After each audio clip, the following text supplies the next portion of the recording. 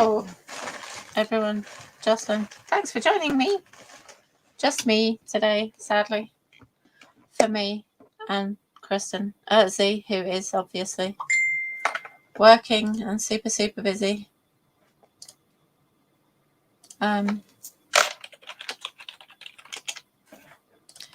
So yeah, first of all, this is important. Check out my new bottle. Oh yes, very important. Everyone must admire my unicorns. Hi, Morningstar. Thanks for joining us.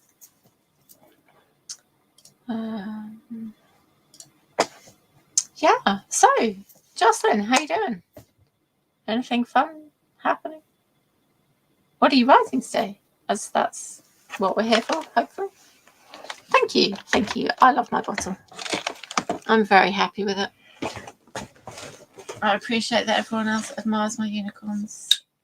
Seriously, is there anything better than unicorns for making you just feel snuggly? Magical?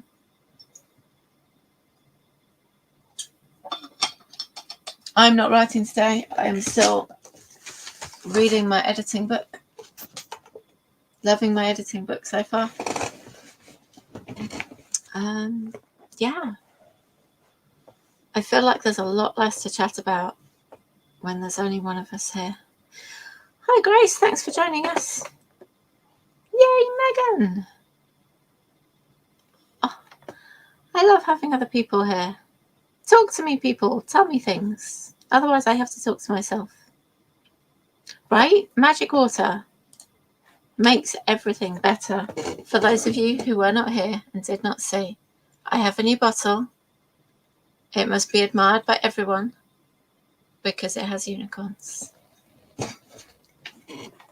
And we will banish the bot. And we will banish the next bot. Banish all the mini bots. So, what are you all working on? Grace? Megan? Jocelyn? What are you all doing today?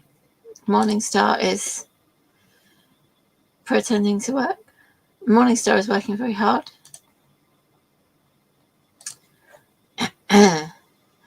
Megan is fire fingers in January. That is amazing, Megan.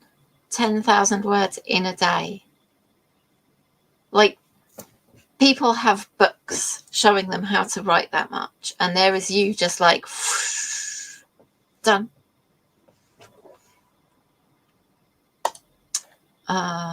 Grace, getting ready to break your characters' hearts. A sad but necessary part of the writing process. Jocelyn, that's awesome to hear. The incident that precedes the breakup. Is it the incident that causes the breakup or just the one that happens before it? I know, right? She just flew through January. Megan, I feel like you should share with the group that number. Because just like, wow. So much wow.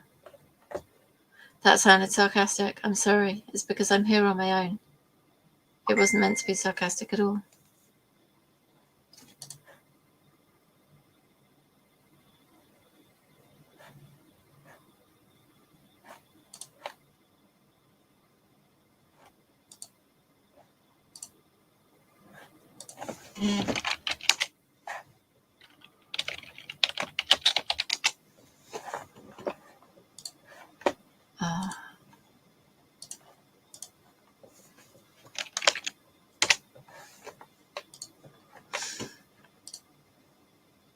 Yes, 10,000 was one day. Seriously, I don't know how Megan's fingers did not catch fire in January. She wrote like 2 whole books. It's amazing. And now she's joining me, so I am not alone. And I love her for that. Thank you, Megan. Amazing. Wow. Okay. Hear my own voice. Sorry, I muted it. I forgot this to go to the other thingy. Hi! I know you hate talking to yourself. So. I do. And I don't have any more work to do today, so here I am. Yay! Ready. Not writing anything. Ready to go. That's awesome. Grace, that's fantastic. 30,000 is deeply impressive. Yes. In a month. I wrote 6,000 last month, so my entire month was like less than your best day.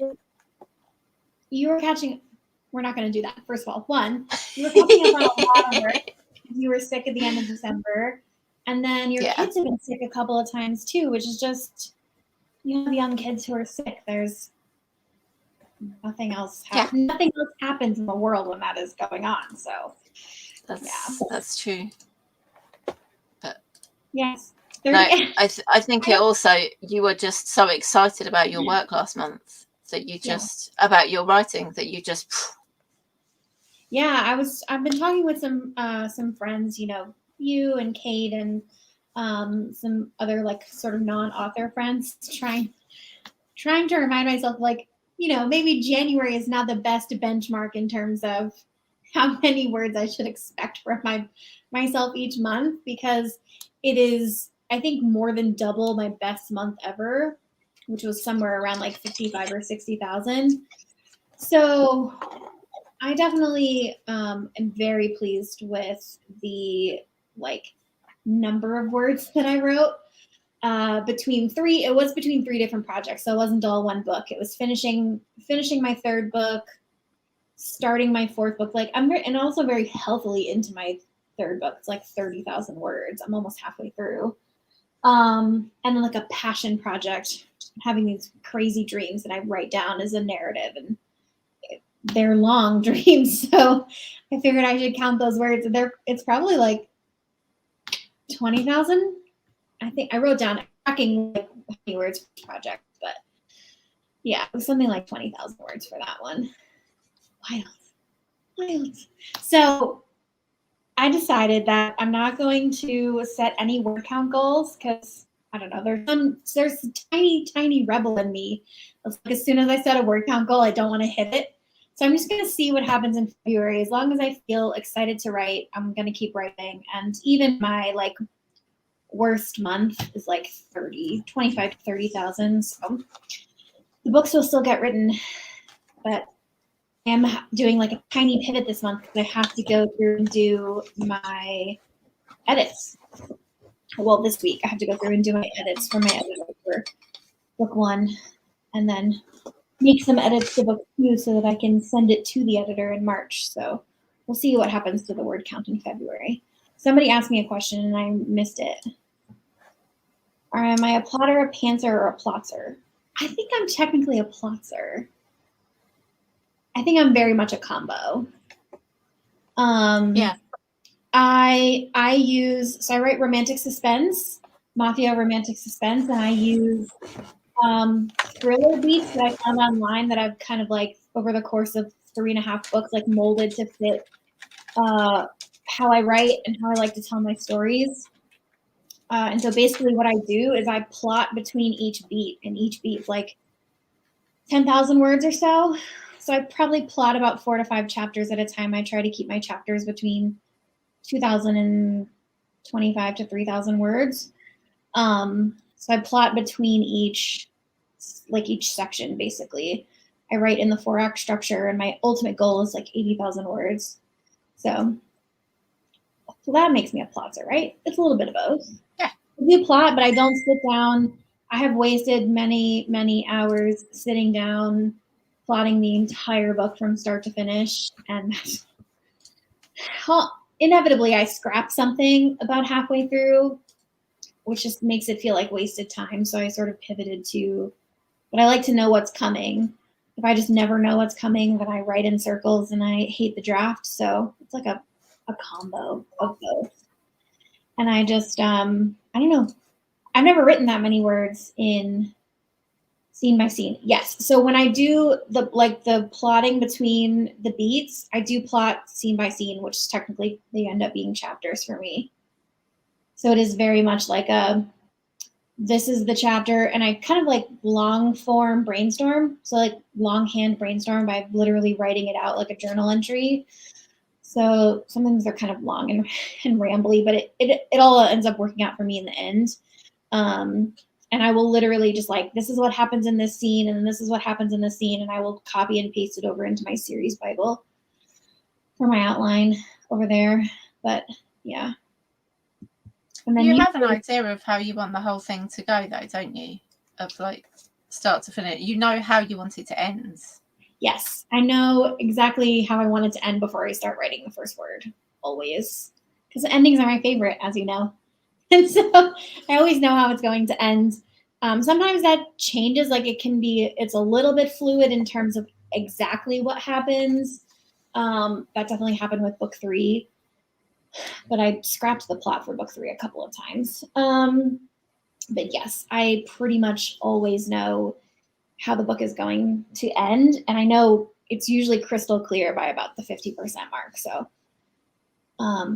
yes, I'm getting to the point where I pretty much know, although for book 4, I already know exactly how it's ending, and I'm excited about it. I know who dies. I know who kills them. Can't wait.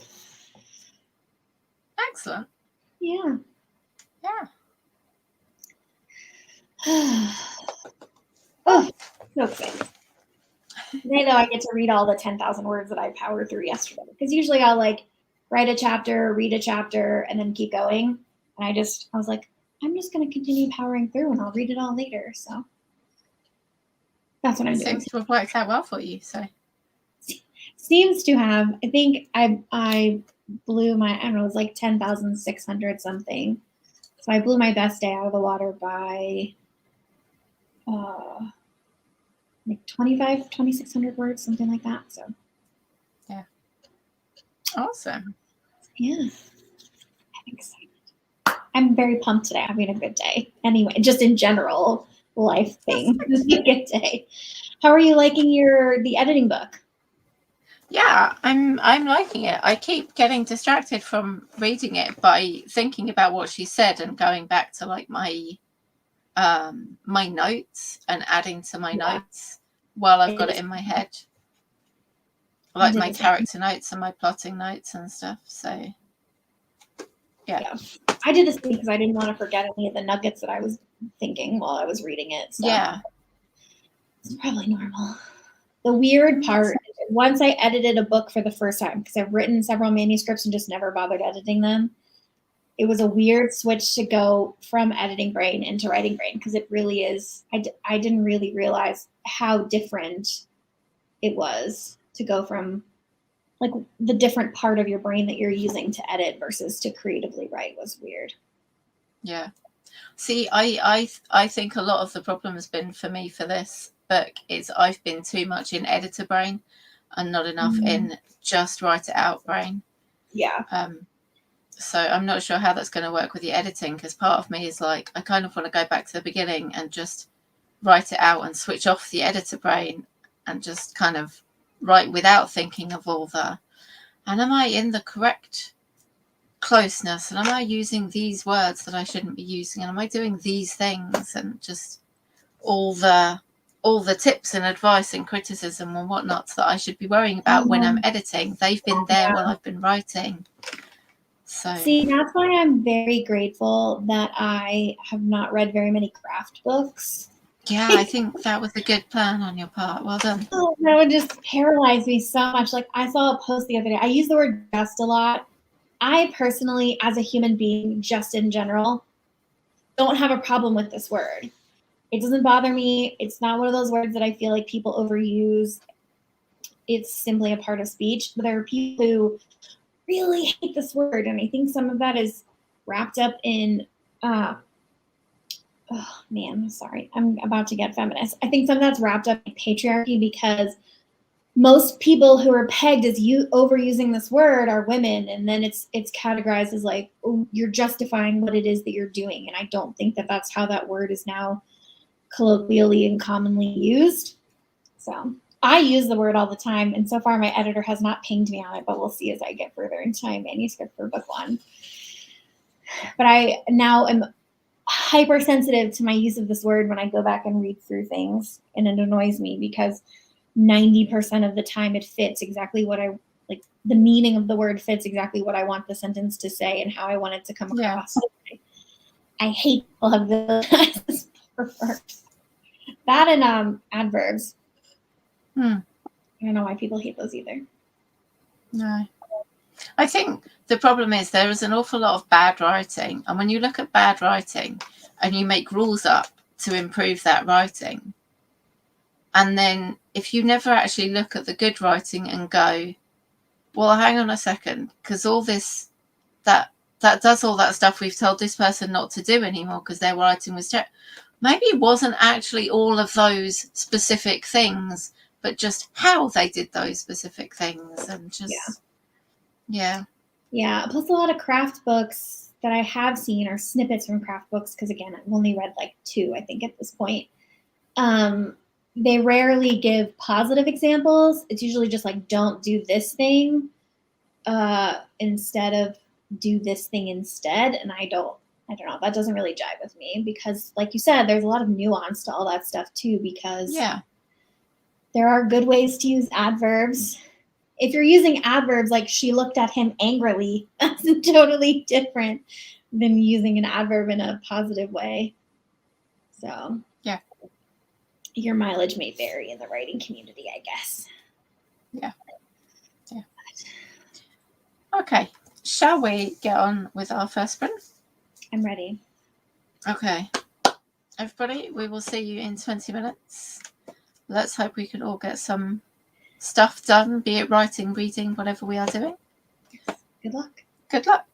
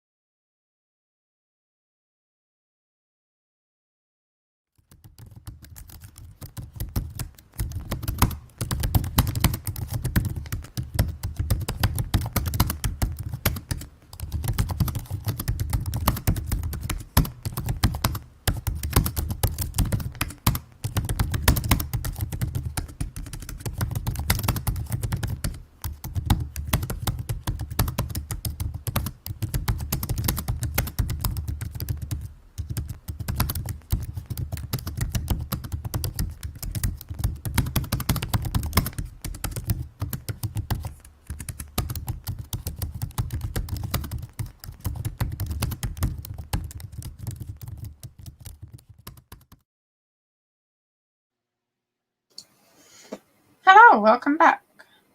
Hello. How'd it go? Fine. I'm about halfway through a chapter. I had to do some worky stuff, and then I was done. So, halfway through a chapter, still going. Did it all make sense? So far, I'm only halfway through. I'm only halfway through the first of 1, 2, 3, 4, 5 chapters that I wrote yesterday. So, Okay, so fair enough. so far, so good. Excellent. How about everyone else? How did you all get on that 20 minutes? I read about 13 pages of my editing book and spent a little while staring into space because brain. Necessary sometimes. Yeah. Do you know, I think that's what I've been missing. I haven't spent enough time just with nothing, just staring at it. See, you often have said at various writing sprints that you're just staring at a wall for a while. And I think I just don't spend enough time staring at walls and letting my brain just do. On Sunday. Yeah. Where I'm just like, I just have to stare into the nothingness for my brain to click something into place so I can actually write things.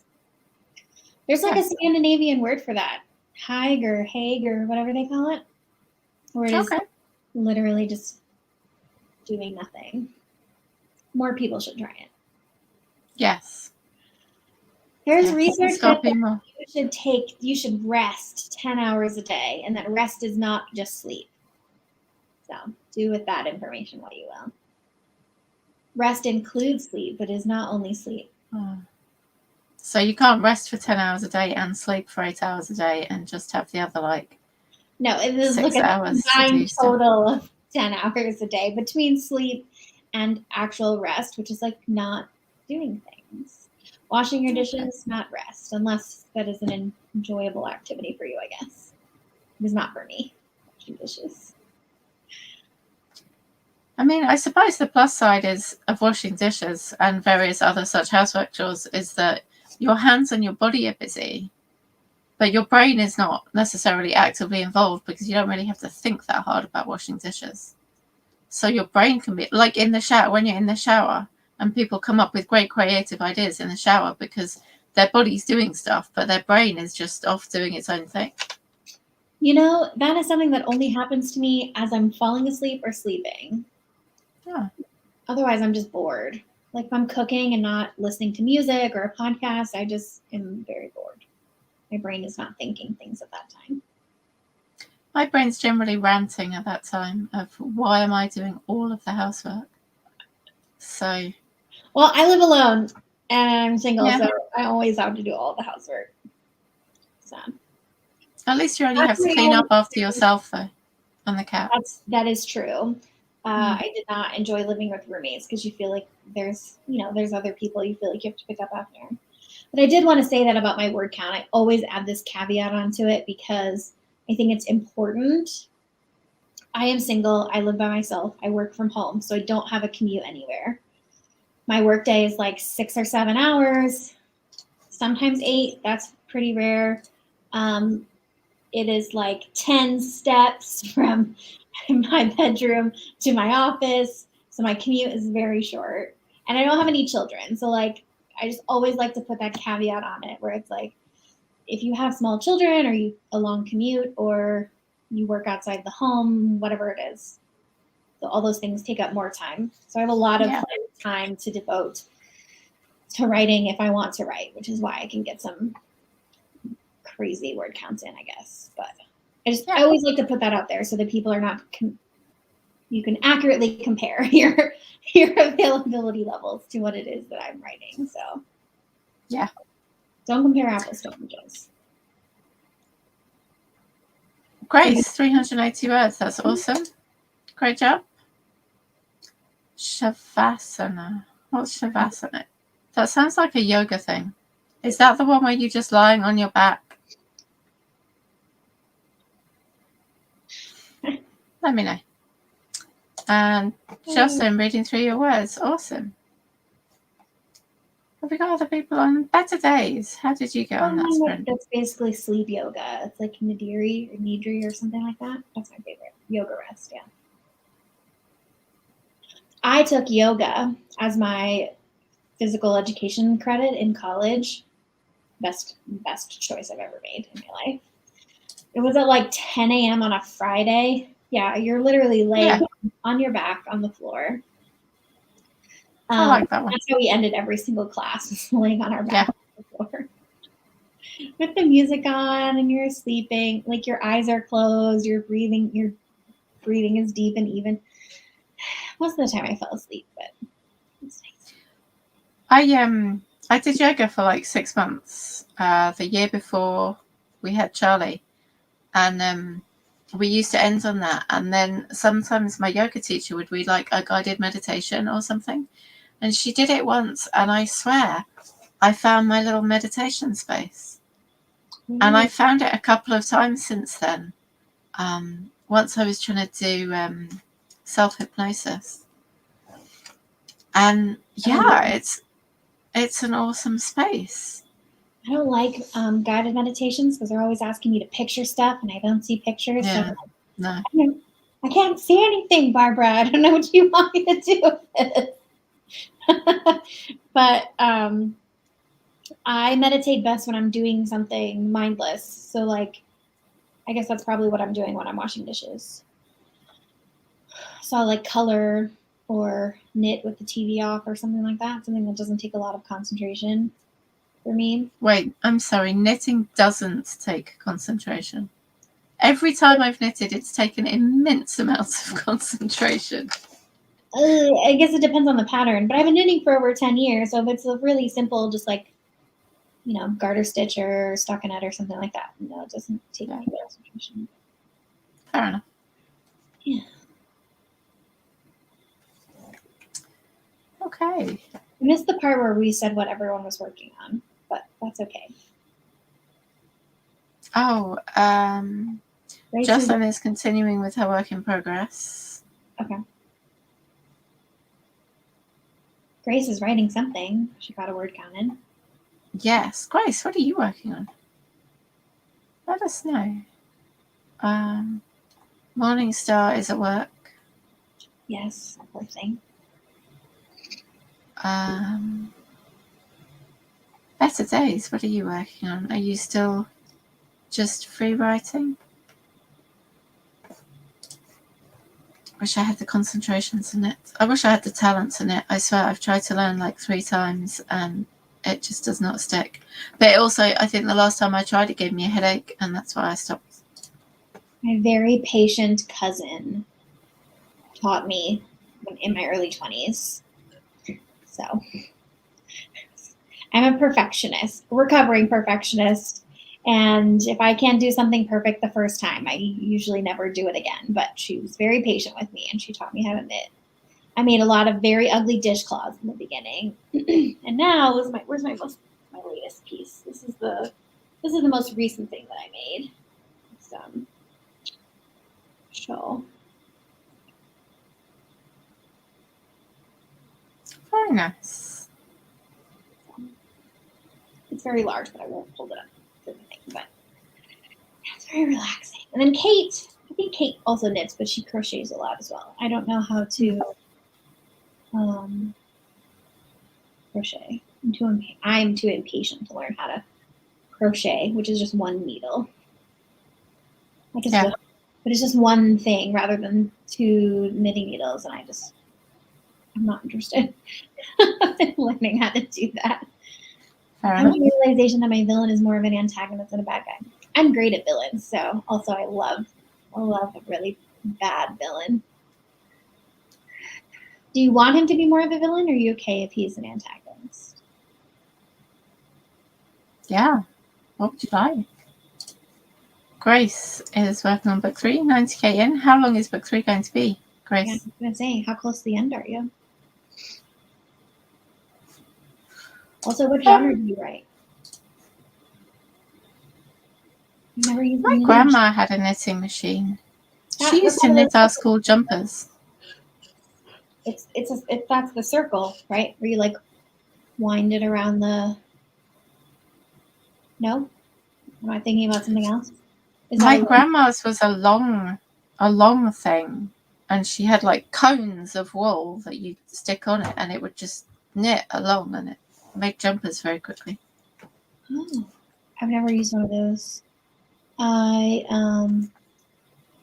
mean, depending on your genre, an antagonist can also be a villain. Yeah, Really, an and antagonist that's okay. doesn't have to be a person.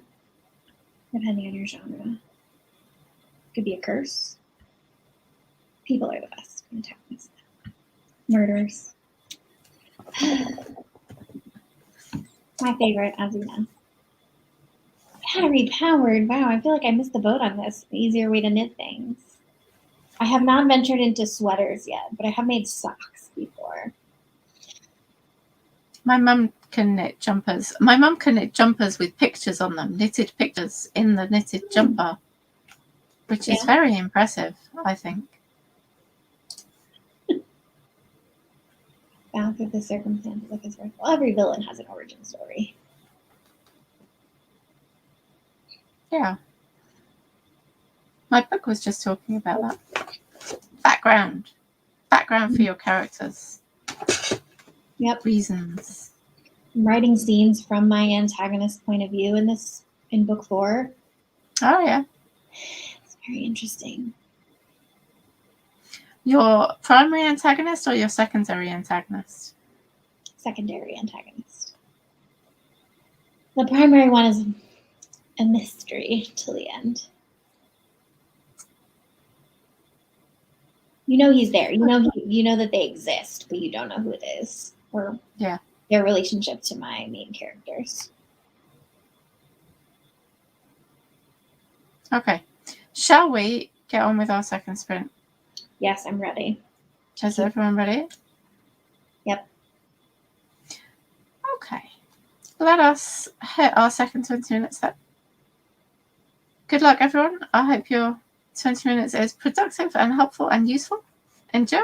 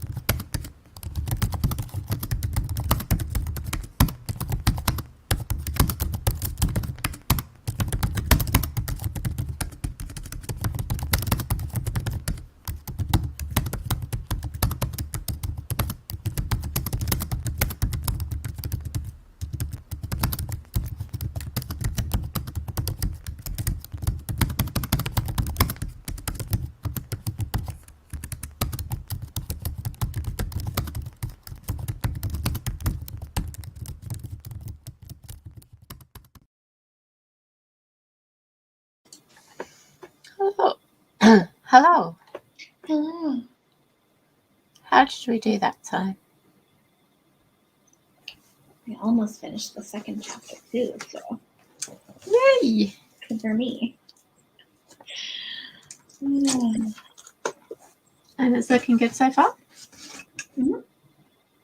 Yep. Excellent. We can building the nuggets so the heroine trusts the hero.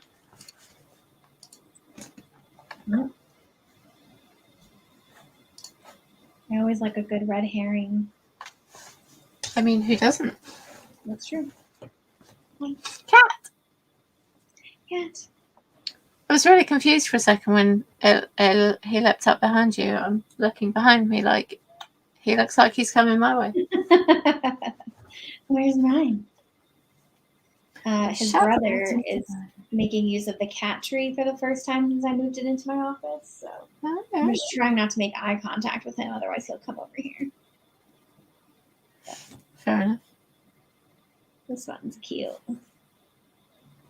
Hey, cutie. He's so cute. I had to leave my door open earlier because my husband got stuck at work, so I had to come up and work and leave the children downstairs, which was terrifying. So I left the door open, and my oldest cat came in, and she's like, sniff, sniff, sniff around the computer, and I'm like, move you back up there, pussycat. And she's like, no, I want to be down there. I'm going down there. And I'm like, no. She's like, no, really down. Yeah, that's Oliver. You can't tell him nothing. It's like, I'm gonna go where I want to go, and your input is not necessary. Thank you.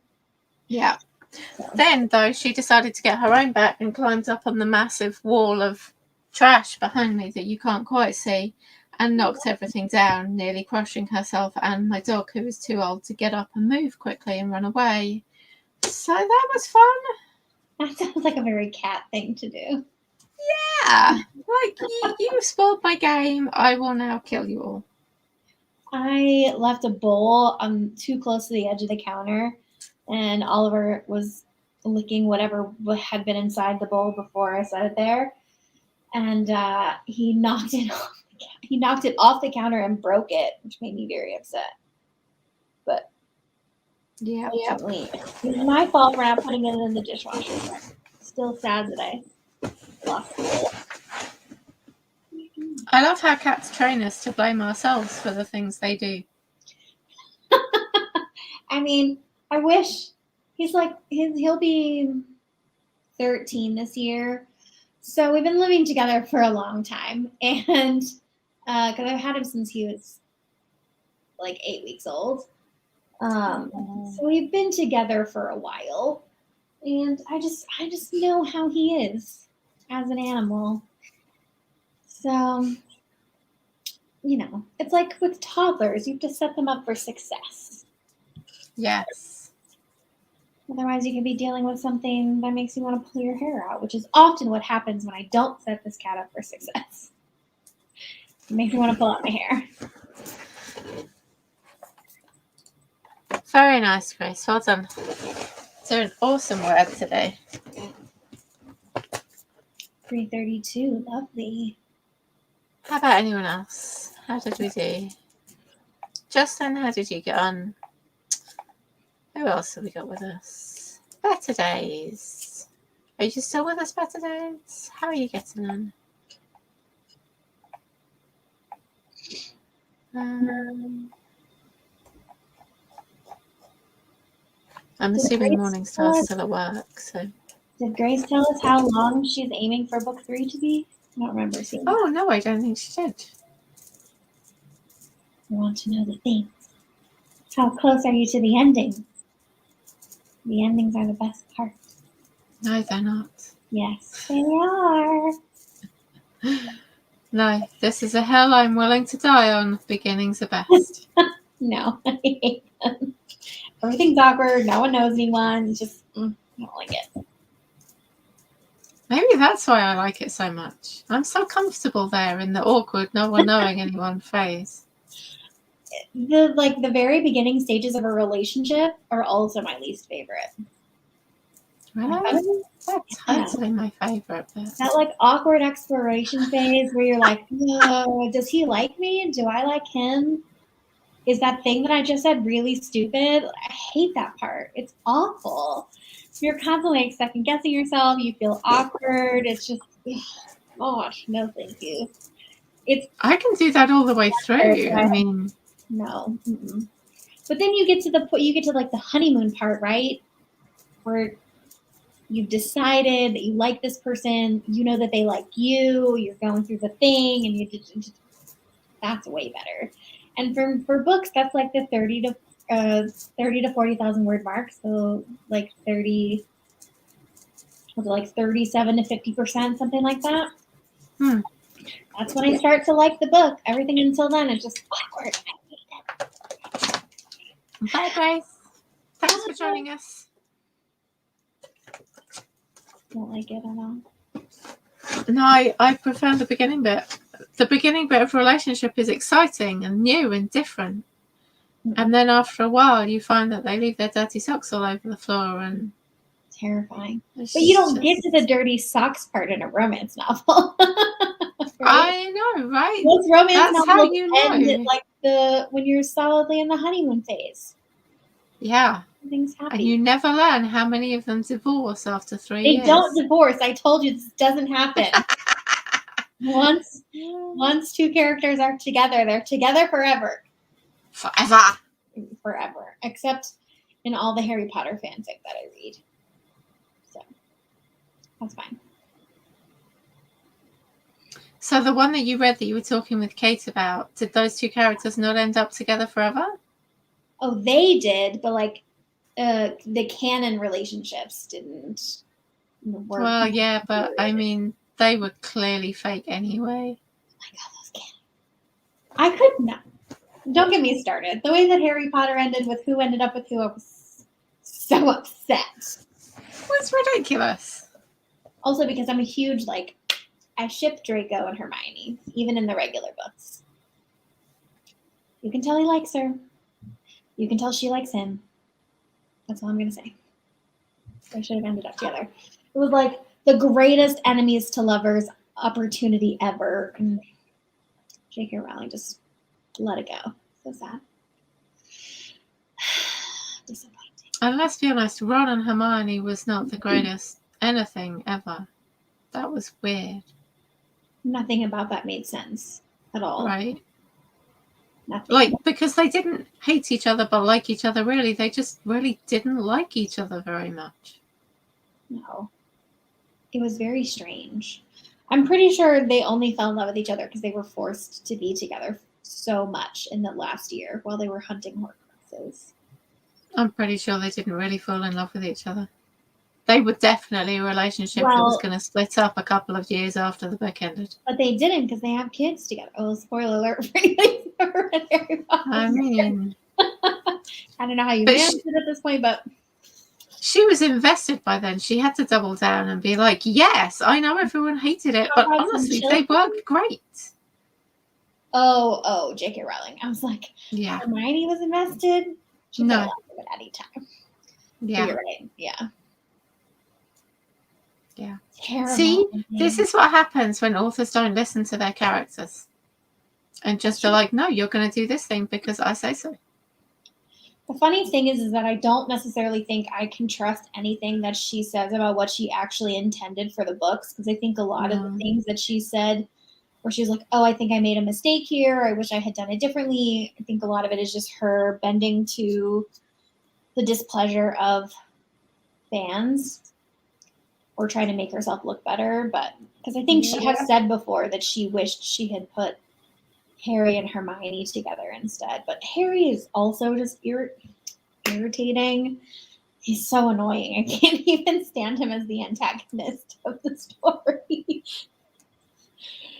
He doesn't, he's so irritating. Hermione does all the work the entire series. Right. Every single time. And he gets all the work.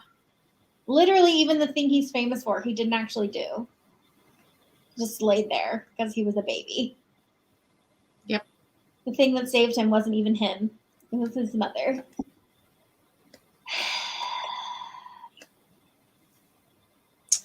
But It's there's crazy. a really good fanfic that I read that makes him look as incompetent and foolish as he actually is, and I'm like, yes, someone's telling the truth about Harry Potter. It's a really dark one, so I wouldn't recommend it for the faint of heart. I won't read it. Yeah, you shouldn't read it. I don't think you would like it very much. No.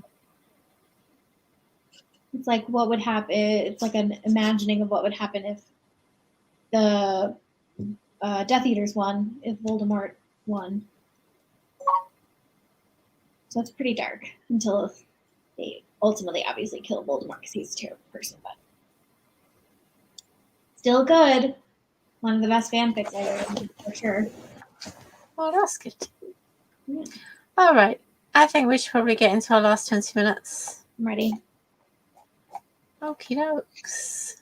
If anyone is still with us, a few people are still with us, let's have a go at our last 20 minutes and see how productive we can all be. Good luck. Good luck.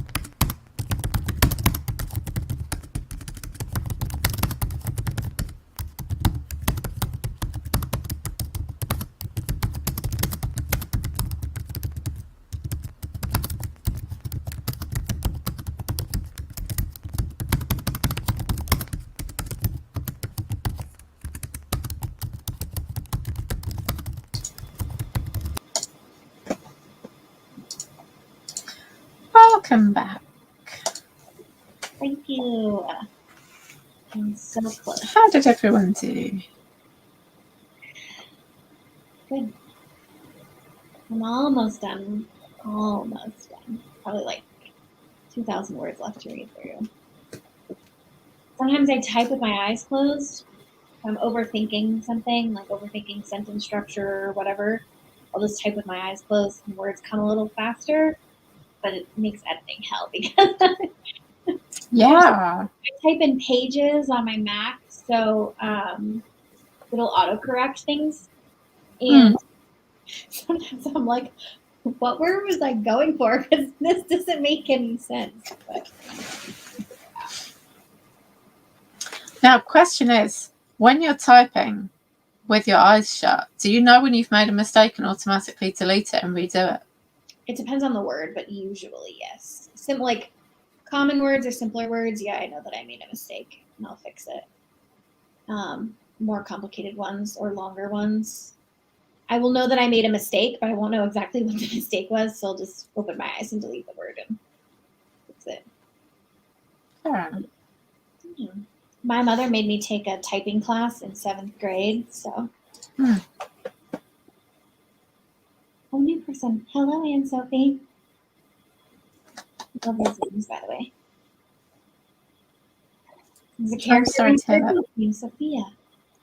You got 100 words. That's not terrible. Yeah. Unless you did something terrible in your book, though. Which, yeah. I made James. Sorry, what? Shoot. My main character just killed like 2 people. Yeah, 2 people in the last 48 hours, so it's fine. Don't worry about it. He's doing great. That's it. Only well, technically that one scene had 3 deaths. He only shot 1 person. You know, book 3 had such a low body count. Make up for lost time, I did. I learned typing a couple of years ago when I was desperately hunting for at-home jobs.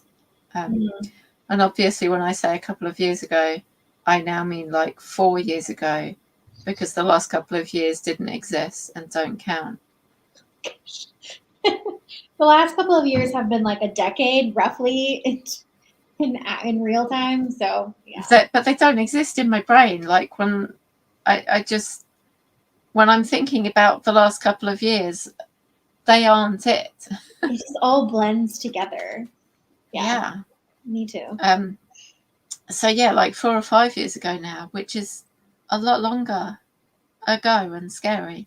I taught myself to touch type and was trying to improve my typing speed so that I could do what's it called when people talk and then you type it out?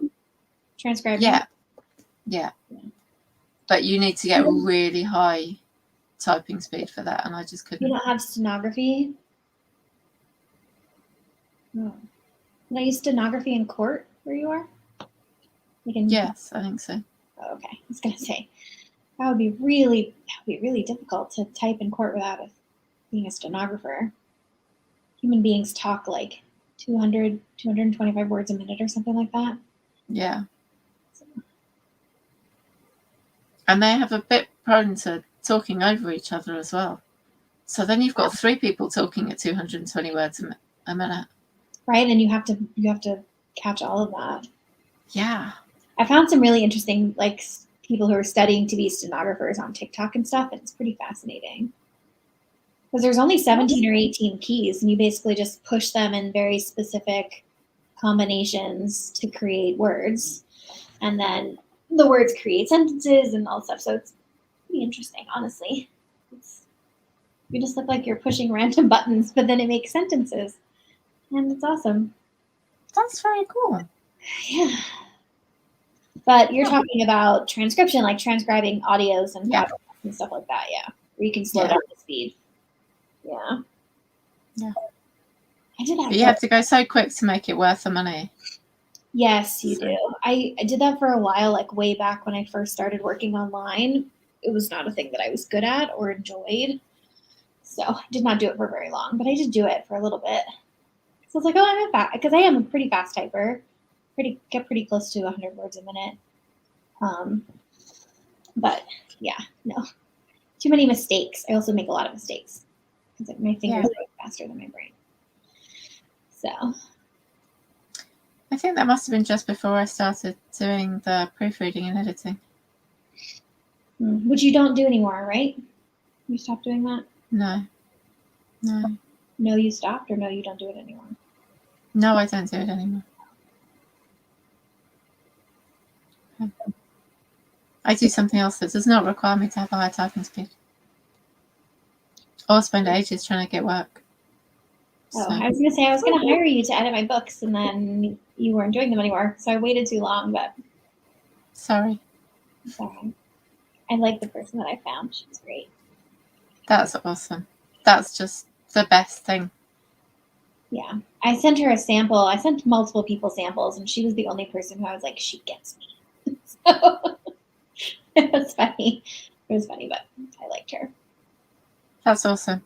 I'm totally going to come to you for your list of people at some point. Of who I sent samples to? Yeah. I have them. I messaged most of them on Facebook, but I should be able to find them for you again, I think. Awesome. There was one person that I found on TikTok, and then I looked at how much she charges, and I was like, nope. She was like quadruple what other people were. What kind of was this, I don't know, standard, if that's what you want to call it? And I was like, that's a little bit out of my budget. But I like my cover designer. And I found out that my cover designer, if you do subsequent books in a series, the price for the subsequent books is less than the very first cover. So if you do standalones, it's like $300. But if you're doing a series, each cover after that, after the first one, is $150. And I was like, yes, I'm going to save myself so much money. So that's good. I guess that's because they don't have to do a lot of the stuff again, because what they'll expect to do for the series is kind of change out the pictures and design elements, but like they don't have to faff about the text, the fonts the text again, will and stay things the like same. That. Right, the text styling will stay the same, and really for this series, the layout will stay the same because it's got like the thing, like a picture of Philadelphia at the bottom because that's where my books are set, and then a person at the top, and then the title in the middle. So yeah. So it makes sense to charge less because they have to do less work for each, really. Yeah. So I'm excited, and I don't have to pick out the models. Although I think this is Z's thing, where that's the thing that gives her a lot of anxiety. Is like, for me, it's the blurb, which I'm still struggling with. For Z, it's the cover. That's what gives her a lot of anxiety, right? And so she likes to pick out her own models and all this other stuff. And I'm just like, here's what I want them on. I don't want to have to comb through any photo sites to find the perfect person. So I'm like, here's what I want him to look like. Thank you. So I know exactly what I want the next one to look like for book 2. So we'll see if they can find what he looks like in my head for the cover. Oh, that reminds me, I need to work on the blurb too. Why is it so hard, everyone? Anybody who's written a blurb already, please explain to me why a 300-word blurb is harder than a 78,000-word book. I don't get it. I think that's much like why writing a short story is not as easy as everyone think. Well, as people who haven't tried it think it must be, because like 500 words, how hard can that be? Like, you're trying to fit a whole story in 500 words. That's really difficult. Yeah. And for a blurb, you're not trying to tell the story. You're just trying to leave enough questions and draw people in through the blurb enough that they're like, oh, I want to read an excerpt, or I want to read reviews and decide if I want to buy this or borrow it or whatever. And it's just a lot of pressure. So, oh, boy. Are you going to be able to change your blurb once you've got your cover finalized? Or will you have to go back to your designer every time you want to make a change? I imagine if I give them something now and then 6 months from now I want to change it. I imagine if I want to change it on the print copy, I'll have to go back to them and pay whatever their fee is for making a change, which I think is like, I don't know, $10 or something. So it's not terrible, but I would have to go back to them. I don't think I get an editable file, which is fine. Okay. I'm not really paying them enough dollars for an editable file, so. No. See, I wouldn't want a file that was editable for most of it, but for the text, I'd quite like to be able to edit it. Yeah, but if you get the text, because I'm pretty sure it's all one piece, isn't it?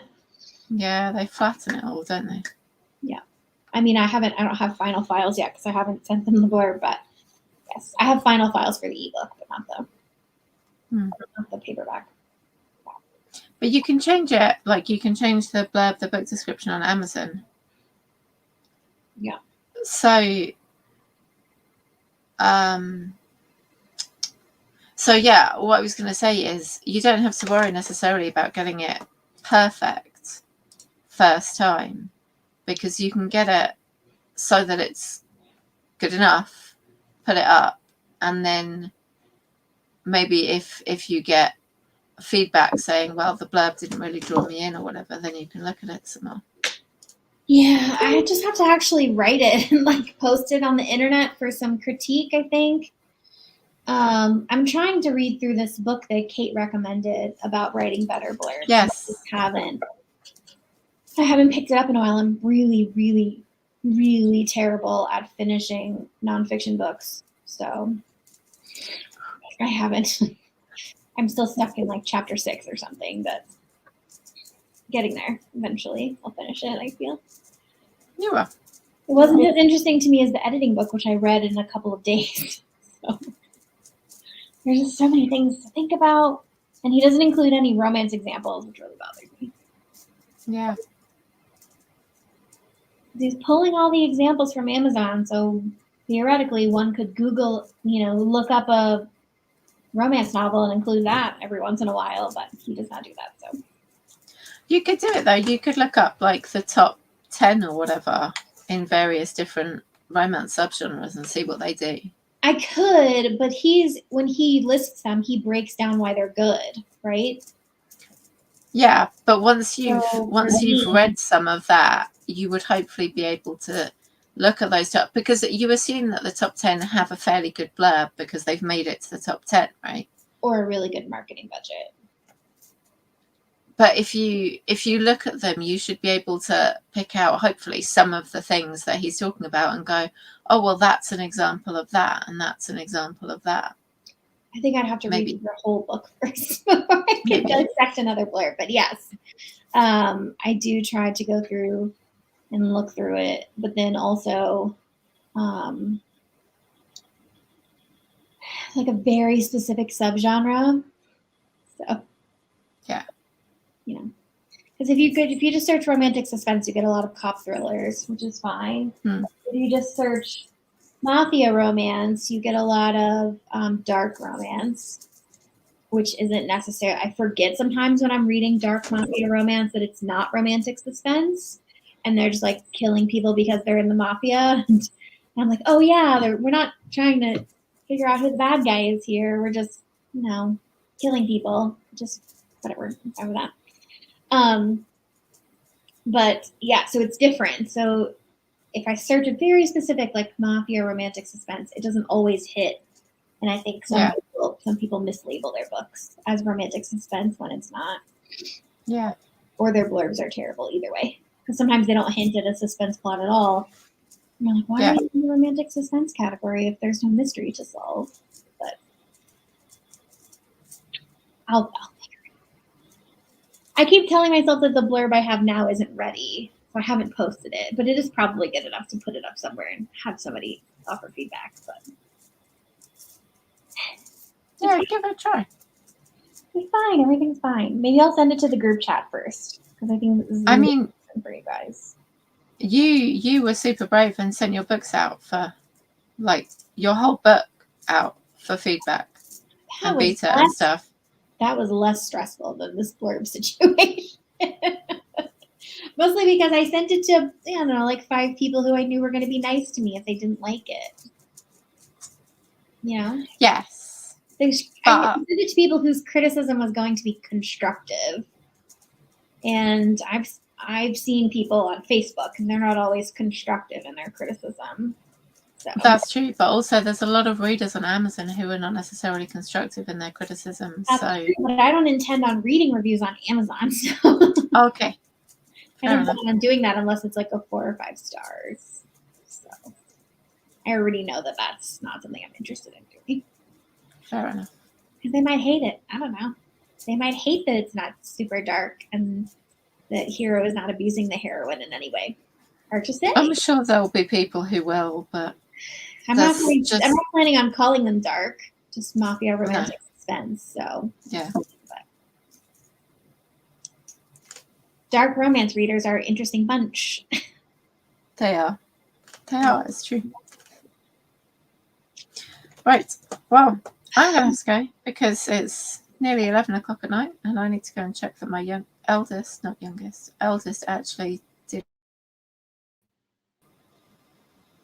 Oh, Is in bed. Yes. Everyone mislabels their books. I've seen some really weird ones, yes. I only want to read, like, I think what I plan on doing is getting someone else to go in and, because sometimes there is good constructive criticism in a 1 to 3 star review. And so I think getting that information is valuable, but I don't want to be the one to like parse out which things are constructive and which things are just someone being mean because they forget that human beings are reading those on the other end of the internet. So I'm gonna get someone else to mine those for me for a while. You've also got the occasional 1-star review that would work as a fantastic advert for the people who would actually love your book.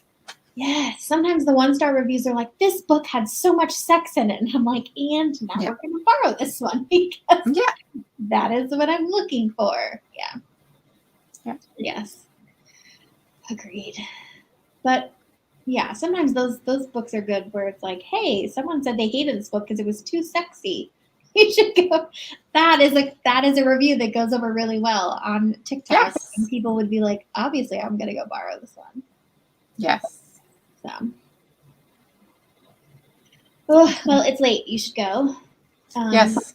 Have a good night. Thank you for letting me pop in. Thank you so much for joining me so that I was not sat here talking to myself. Well, I think it makes these longer, but also fun. So. Yes. Yes to both of those. Thank you so much for joining us, everyone. And I hope you have a fantastic week. Bye. Zee and me should be back on Saturday at noon. So, yeah. Bye-bye. Let me find my video. There we go.